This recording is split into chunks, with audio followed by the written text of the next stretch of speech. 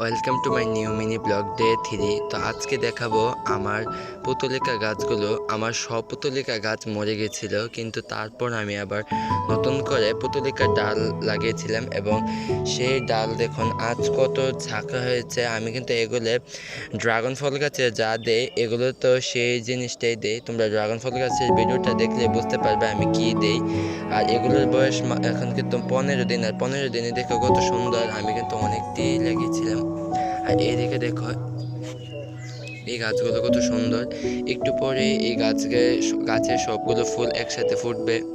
এখানে কিন্তু কোনো গাছই ছিল না, আমার গাছ হঠাৎ কেন জানি সব গাছ মরে গেছিল, কিন্তু এখন দেখো এক একটা ডাইলে কত পরিমাণে এক একটি ডাইলে ছোট ছোট ডাল বের হয়েছে। আর এদিকেও আমি করেছি। আর এটা হলো আমার রেনলিলি গাছ। এই গাছটা আমার সবচেয়ে ফেভারিট, কারণ এটা যে পাত্রে লাগানো এই পাত্রটা আমার অনেক পছন্দের একটি পাত্র। তো আজকের ভিডিওটা এই পর্যন্তই।